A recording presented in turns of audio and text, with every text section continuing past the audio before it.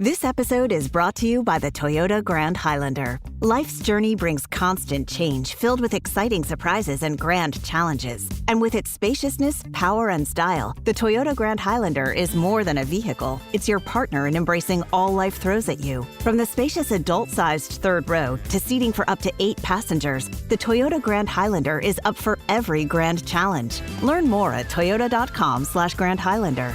Toyota, let's go places.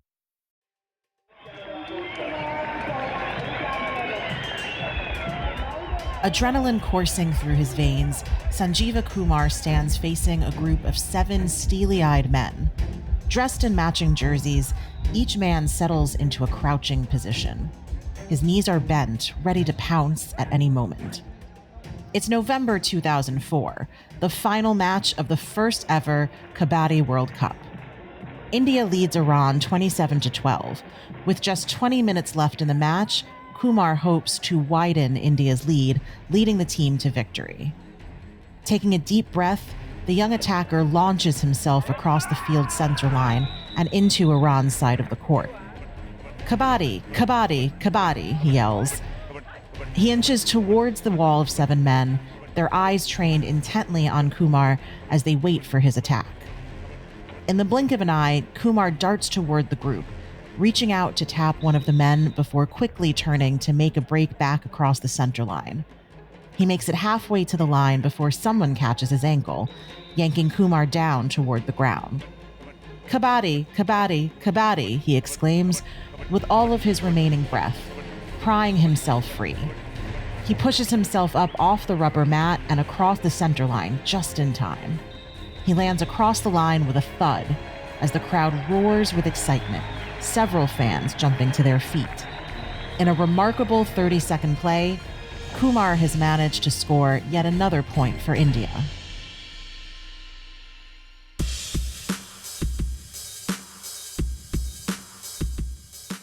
Hey everyone, it's Kavitha Davidson, and welcome to another episode of Sportly. Each week, we discuss lesser-known sports history, iconic events, notable athletes, and impactful moments on and off the field. Moments that, all too often, fall to the sidelines of history.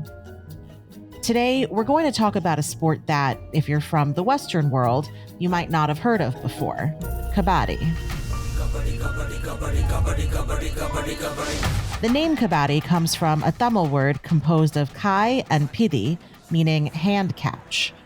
Originating in India, the sport combines the zone play of American football, the takedowns of wrestling, the techniques of martial arts, and the tag-based nature of playground running games all into one. Now, Indians have played Kabaddi for centuries, some think as far back as 4,000 years ago. But in recent years, the game has gone international, spreading to countries like Bangladesh, South Korea, and Germany. Just a few weeks ago, fans worldwide tuned into the 2025 Kabaddi World Cup, the 4th ever men's tournament and the 2nd ever for women.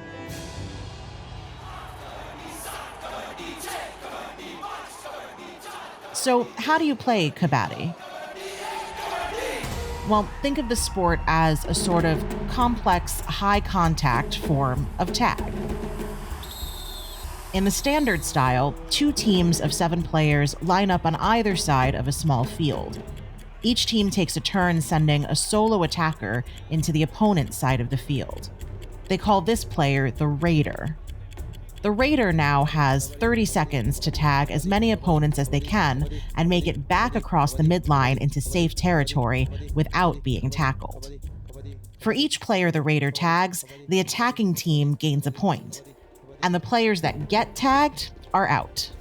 But if the Raider gets tackled and fails to escape the hold, then they're out and the defending team gains a point instead.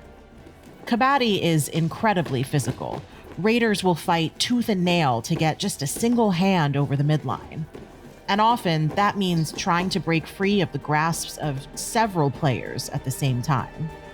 Here's Quentin Smith, a journalist.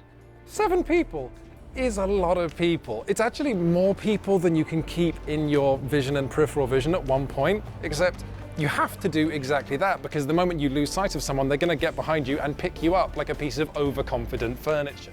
But here's the real kicker. As if 7 versus 1 wasn't difficult enough, the raider has to do all of this, cross into enemy territory, tag as many defenders as possible, and cross back without getting tackled, all within one single breath. Go further with the American Express Business Gold Card. Earn 3 times membership rewards points on flights and prepaid hotels when you book through AmexTravel.com. Whether your destination is a business conference or a client meeting, your purchases will help you earn more points for future trips. Experience more on your travels with Amex Business Gold. Terms apply.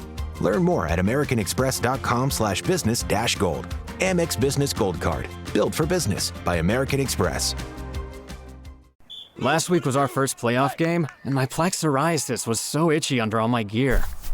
Sometimes just thinking about scratching could take me out of the moment. And then my doctor told me I could get clearer skin with a pill called Otezla. Otezla apremilast is a prescription medicine used to treat adult patients with plaque psoriasis for whom phototherapy or systemic therapy is appropriate. Otezla can help you get clearer skin after just 4 months. Okay, ready for the next game. Talking to my doctor about a pill was a total game changer. Don't use Otezla if you're allergic to it. Get medical help right away if you have trouble breathing or swallowing, swelling of the face, lips, tongue, throat, or arms. Severe diarrhea, nausea or vomiting, depression, suicidal thoughts, or weight loss can happen. Tell your doctor if any of these occur and if you have a history of depression or suicidal thoughts.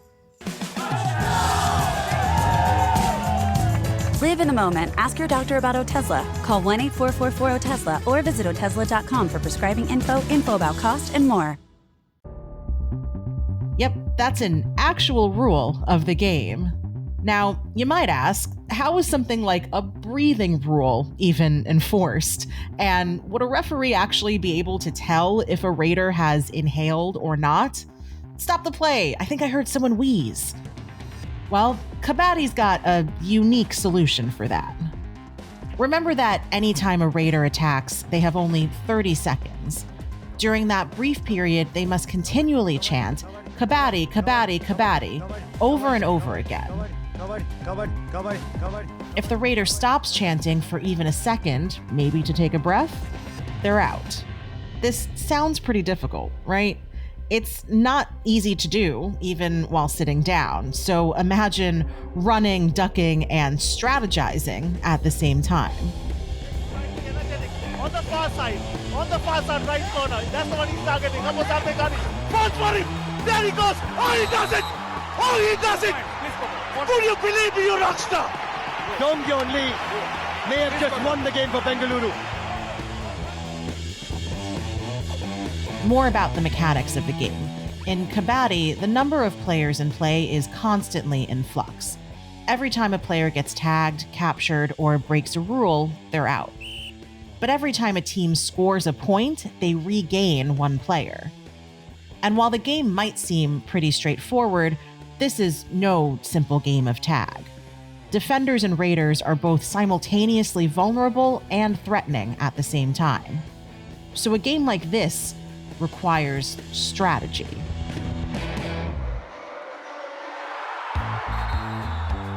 Let's start with the offense. They have a lot of moves at their disposal. In the most basic approach, a raider can use a turning hand touch. That means stretching out to touch a defender before darting back across the line. Or they could try a toe touch, ducking low to escape the defender's hands while using their feet to tag them. More complex foot techniques involve a number of different kicks, including side, scorpion, front, and mule kicks. It's in these moments that you may begin to wonder if you've accidentally wandered into a martial arts competition instead of a complicated game of tag. But maybe the most complex attack? The frog jump. Here, the raider launches themselves over the defenders, just like a professional leapfrog jumper, using their hands to propel themselves off of their opponents toward safety. Boy, oh boy! Incredible athleticism from an incredible raider. Look at his... In the process of leaping off their backs, the raider also tags the defenders at the same time. Now, defensive play is also quite strategic. Remember that the defender's goal is to prevent the raider from tagging them and running back across the midline. First, there's the cautionary approach, simply running away from the raider until they run out of breath or time. Another approach, baiting the raider, basically luring them in so that your team can tackle and restrain them. We're talking about, he walked right into the trap. This aggressive defensive strategy, while frequently used, ultimately carries greater risk. If the raider is able to touch even a single finger back over the midline, every defender they've touched, including those currently pinning them down, is automatically out, and several points are lost. But this approach could also have a large payoff. In this approach, many defenders often choose to hold hands, creating a wall of defense to block off the raider or even trap them for the tackle. And tackle techniques include everything from a knee, ankle, thigh, arm, or wrist catch to a complete body tackle, pinning the raider down.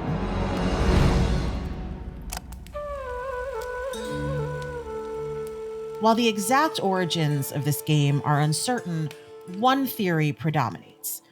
Some say that the roots of Kabaddi come from the ancient Indian epic, the Mahabharata. Believed to be the longest poem ever written, the Mahabharata tells the story of the Kurukshetra War taking place some 5,000 years ago. According to the story, the war arose from a dynastic struggle between two groups of cousins, the Kauravas and the Pandavas, over the Indian throne of the city of Hastinapur. Now, the Kauravas used a unique 7-layer defensive formation of soldiers. Known as the Chakravyuh, this formation loosely translates as the spinning wheel puzzle. Think of a circular maze with a complex labyrinth of defensive layers in constant motion, rapidly changing around intruders who seek to chart their way to the center. When enemy soldiers were drawn into the formation's maze-like interior, they were either trapped and killed or wildly disoriented. The Pandavas were left feeling exasperated and defeated. They concluded that penetrating all 7 layers of the maze was nearly impossible. Enter Abhimanyu, son of Arjuna, the third Pandava brother. As the story goes, Abhimanyu learned the art of warfare from the Hindu god Krishna while in his mother's womb. And from the art of warfare, he learned the secret to penetrating all 7 layers of the Chakravyuh. Armed with Krishna's knowledge and confident determination, Abhimanyu vowed to enter the Chakravyuh, quote, as a moth might enter a blazing fire. The young warrior plunged into the maze, winding his way through the formation with speed and grace, inflicting irreparable damage on the enemy army with every turn. Before he knew it, he had made it to the center of the formation, surpassing all 7 layers of defense. But then things took a turn for the worse. As Abhimanyu began his journey back out of the maze, he started to draw a blank. He couldn't, for the life of him, remember how to get out. It seemed the knowledge that Krishna gifted him with was incomplete, and Abhimanyu was doomed to fail. He frantically darted through the maze, aimlessly taking turn after turn, only to find himself right back where he started.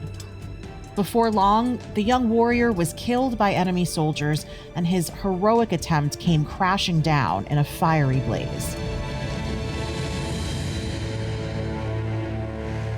Despite Abhimanyu's fateful end, it is believed that the story of this 5,000-year-old war may very well have served as inspiration for the game of Kabaddi, one warrior plunging into a 7-layer defense. So that's one origin story. But there's also another. Some people claim that Kabaddi comes from the traditional bull taming event of Jallikattu. Tamil Sangam literature, the earliest literature from South India, suggests that the raider takes on the role of the bull. Either way, Kabaddi clearly has incredible cultural significance for many regions of India, with deep and even religious roots. Some say that Gautam Buddha himself played Kabaddi. For thousands of years, the game was played by children, teenagers, and adults alike on dirt and mud fields in rural India. Kabaddi doesn't require equipment. No balls or pucks, no nets, sticks are necessary. So the game was, and still largely is, accessible to all. The sport's basic rules were officially formalized in India in the early 20th century. And since then, the game has evolved a lot, gradually making its way into the international spotlight.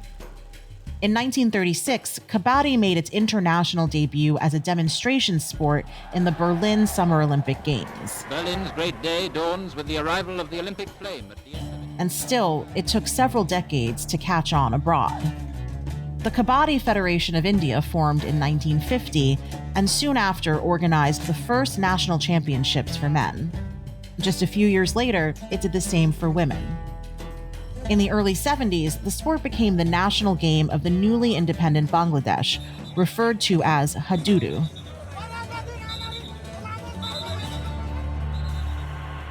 National Kabaddi teams first began to compete in the Asian Games in the 90s.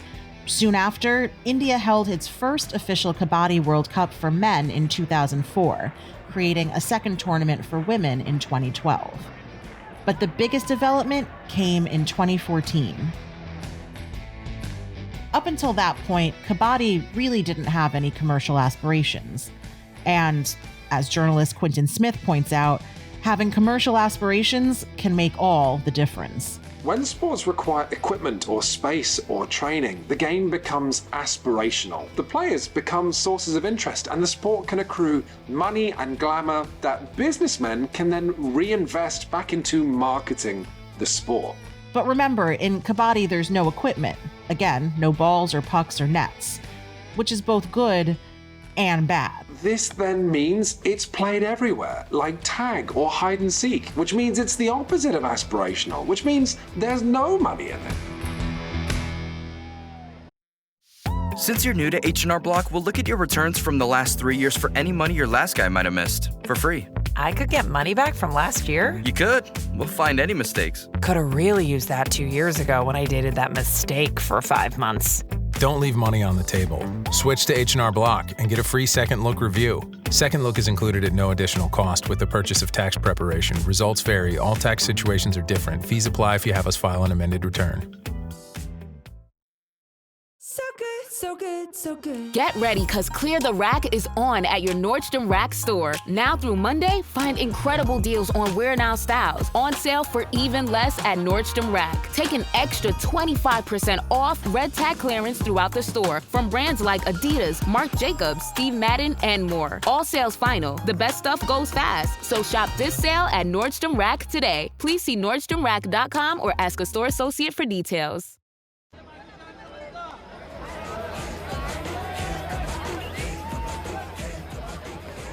Noticing Kabaddi's growing popularity, Indian billionaire Anand Mahindra launched the Pro Kabaddi League, or PKL. But for his league to succeed, he needed to infuse the sport with glamour. It needed to look profitable and expensive.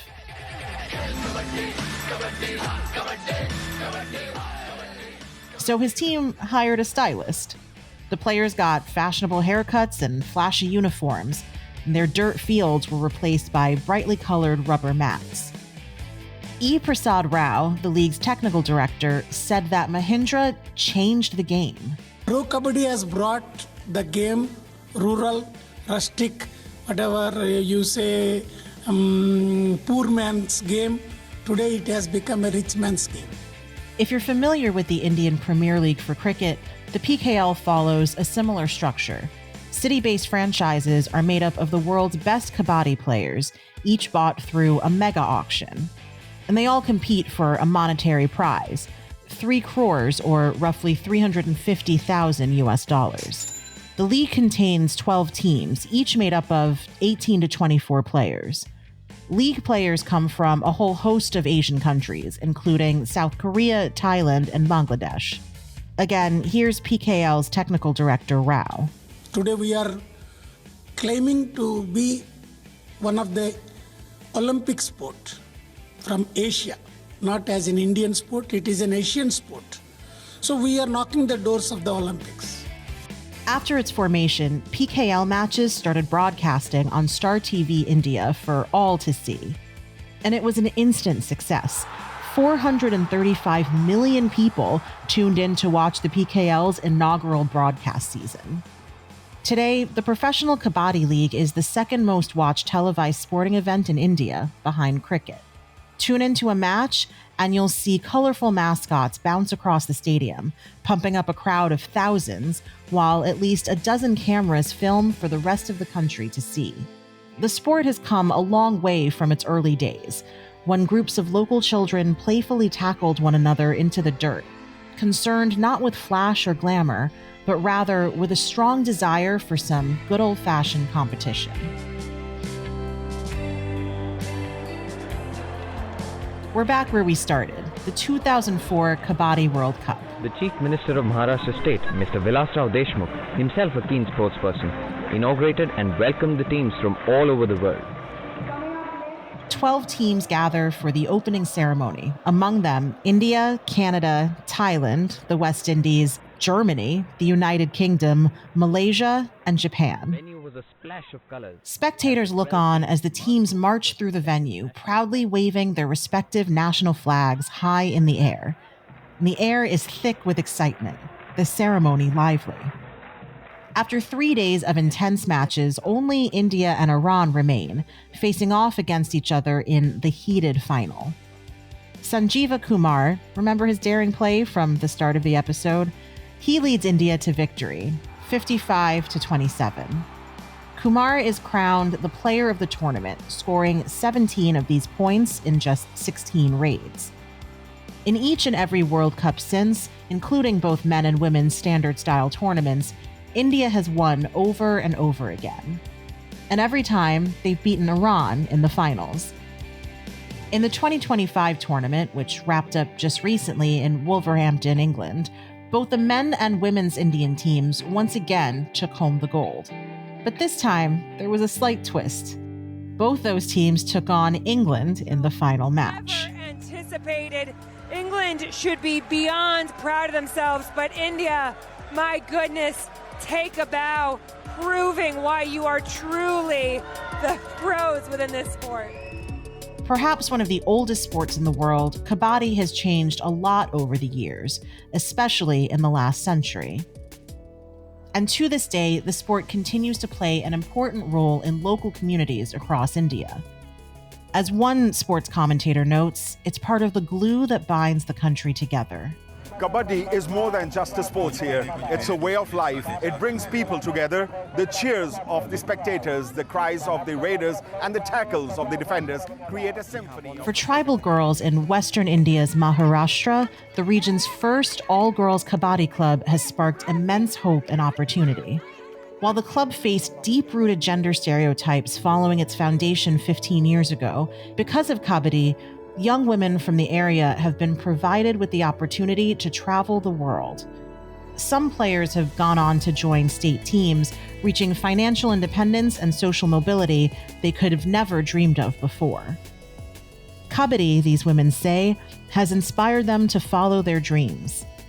And who would have thought that a traditional sport created over 4,000 years ago is now breaking down barriers and ushering in a new era?